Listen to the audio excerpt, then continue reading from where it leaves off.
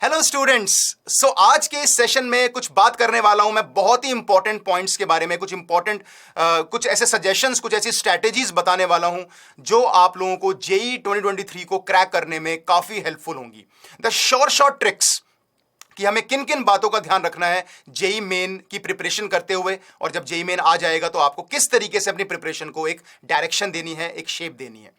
तो सबसे पहले बात करते हैं बेटा कि हम लोगों को जेई 2023 में अगर उसे अच्छी परसेंटाइल से क्रैक करना है तो अब जो आने वाले जो भी टाइम बचा है, चाहे आपका एग्जाम जनवरी में होगा, फरवरी में होगा, अप्रैल में होगा, जो भी आपका टाइम बचा है उसको मैक्सिमम यूटिलाइज कैसे करना है।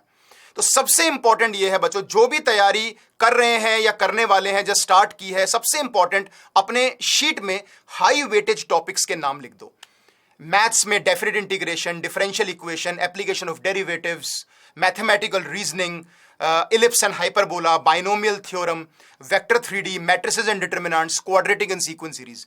तो ये वो चैप्टर्स हैं जो आपके हाई वेटेज टॉपिक्स हैं जिनको सबसे पहले आपको हिट करना है। तो सबसे पहले इनके क्वेश्चंस प्रैक्टिस करने हैं, प्रीवियस ईयर क्वेश्चंस स्पेसिफिकली आपको ट्राई करने हैं। ठीक है बच्चों, प्रीवियस ईयर क्वेश्चंस भी आपको ईयर वाइज चैप्टर वाइज आपको सॉल्व करने हैं। सबसे पहले आप 2019 से 2022 वाले जो पेपर्स हैं उनको पहले सॉल्व करना। अगर ये सॉल्व हो जाते हैं, क्योंकि काफी सारे पेपर्स हैं, उससे फिर उसके बाद आप 2018 और 17 उससे पहले वाले पेपर्स लगा सकते हो, लेकिन सबसे पहले हिट करना है आपको इन हाई वेटेज चैप्टर्स पे।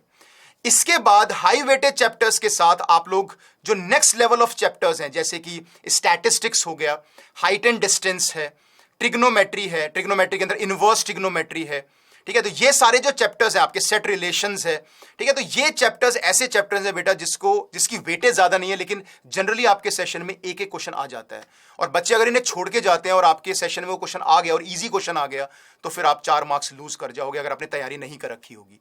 तो ध्यान रखना, apart from high weightage chapters there are some chapters जिसमें ज्यादा टाइम नहीं लगने वाला, वेटेज कम है, लेकिन स्टिल अगर आपके एग्जाम में एक सवाल भी आ गया, जैसे हाइट एंड डिस्टेंस से कई बार क्वेश्चन आ जाता है, इनवर्स से नहीं आता, इनवर्स से आ जाता है, हाइट एंड डिस्टेंस से नहीं आता, कभी स्टैटिस्टिक्स से आ जाता है, कभी सेट रिलेशन से आ जाता है। तो ये वो चैप्टर्स हैं जो आपको करके जाने हैं, जिसमें आपको मिनिमम इनपुट देना है और मैक्सिमम आउटपुट मिलेगा अगर आपके एग्जाम में वो आ जाते हैं।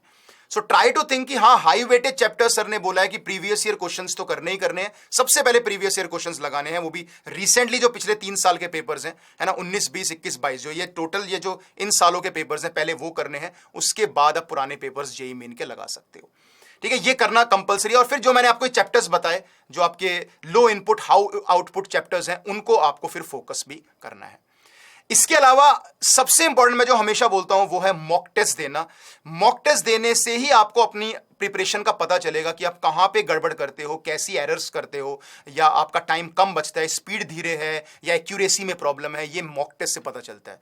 तो मॉक टेस्ट देकर उसको एनालाइज जरूर करना है, ये देखना है कि अच्छा गलतियां मुझसे कहां पे हो रही हैं, कैसी एरर्स हो रही हैं। अगर कैलकुलेशन एरर्स हो रही हैं तो अपनी स्पीड को थोड़ा कम करो और ध्यान से सॉल्व करो, है ना, स्पीड को कम करके चलना है, आराम से सॉल्व करना है। चाहे अपना मैथ्स का पेपर आप 1.5 आवर में एक बार खत्म करो, कोई टेंशन वाली बात नहीं है। धीरे धीरे अपनी स्पीड को कम करके, मैथ्स का पेपर में जनरली हमारी 70 मिनट्स तो लगती है जेईई मेन में, तो पहले आप 90 मिनट्स में पेपर करके देखो। 90 मिनट्स में ट्राई टू सॉल्व 13-14 प्रॉब्लम्स, और वही 13-14 प्रॉब्लम्स धीरे धीरे आप कोशिश करो कि 70 मिनट्स में हो जाए। क्योंकि एक बार आपने 13 से 15 क्वेश्चंस के बीच में अगर आपने सही कर दिए तो सोचो कि आपके मार्क्स अराउंड 60 मार्क्स आ जाएंगे, और मैथ्स जैसे टफ और ट्रिकी पेपर में 60 मार्क्स का मतलब है 99 परसेंटाइल आना। तो मॉक टेस्ट की बहुत ज्यादा इंपॉर्टेंस है, और मॉक टेस्ट आपको, चाहे आपकी तैयारी कितने भी लेवल की हुई है, फुल सिलेबस मॉक टेस्ट देने का ट्राई करो। ठीक है, जब जैसी तैयारी आपकी इंप्रूव होती जाएगी तो आपके मॉक टेस्ट आपके और इफेक्टिव होते जाएंगे, लेकिन शुरुआत में फुल सिलेबस टेस्ट ही देना शुरू करो। कोई बात नहीं, अगर आपको चीजें थोड़ी कम आती हैं या चैप्टर ज्यादा तैयार नहीं हुए, स्टिल आप मॉक टेस्ट फुल सिलेबस के दे सकते हो। और हर वीक में, जैसे मैं हमेशा कहता हूं, 2 मॉक टेस्ट तो आपको देने ही देने हैं। और जब भी जेईई मेन की नोटिफिकेशन आएगी, आपको पता चलेगा कि जेईई मेन इस मंथ में है, तो उससे 1 महीना पहले हर हफ्ते 3 मॉक टेस्ट देना शुरू कर देना, और उससे आपकी स्ट्रैटेजी भी लॉक हो जाएगी और आपको पता चलेगा आप कहां पे एरर्स करते हो, कहां गड़बड़ करते हो। वो सारी एरर्स कहीं लिख लेना कि अच्छा मैं यहां गड़बड़ करता हूं, ताकि वो रिपीट ना हो। इसके अलावा जो आपकी सबसे अच्छा स्ट्रैटेजी पॉइंट होता है जेईई मेन में अच्छा स्कोर करने का, वो है रिवीजन स्ट्रैटेजी, कि आपको रिवीजन कैसे करना है। तो रिवीजन करने का भी सबसे अच्छा तरीका होता है वाया टेस्ट। आप टेस्ट के थ्रू बहुत अच्छा रिवीजन कर सकते हो। आप पर्टिकुलर कोई आपके पास अगर एक्सेस है कहीं पर जहां पे आप चैप्टर वाइज टेस्ट दे सकते हो तो बहुत ही अच्छी बात है। अदरवाइज आप फुल सिलेबस टेस्ट से भी आपका रिवीजन अच्छे से हो सकता है कि चलो यार ये क्वेश्चंस मुझे करके देखने हैं, या प्रीवियस ईयर क्वेश्चंस करके आप कर सकते हो, प्रीवियस ईयर चैप्टर वाइज करके आप लोग तैयारी कर सकते हो और उस चैप्टर का रिवीजन कर सकते हो। और प्रीवियस ईयर्स भी अगर आपने कर रखे हैं और आपको तब भी रिवाइज करना है तो एडवांस के क्वेश्चंस लगा लो, या फिर पुराने AIEEE के क्वेश्चंस लगा लो, या फिर पहले एक स्क्रीनिंग के क्वेश्चंस होते थे 2001 से 2005 तक, जेई स्क्रीनिंग होता था बहुत साल पहले, उसके क्वेश्चंस लगा लो। तो कुछ बच्चे होते हैं कि सर हमने प्रीवियस ईयर्स कर लिए हैं लेकिन ना वो चैप्टर हमने काफी टाइम पहले पढ़ा था, 2 महीने या 1 महीना पहले पढ़ा था, मुझे रिवाइज करना है, तो अब मैं प्रीवियस ईयर्स कहां से करूं, मेरे पास चैप्टर वाइज टेस्ट का कोई एक्सेस नहीं है।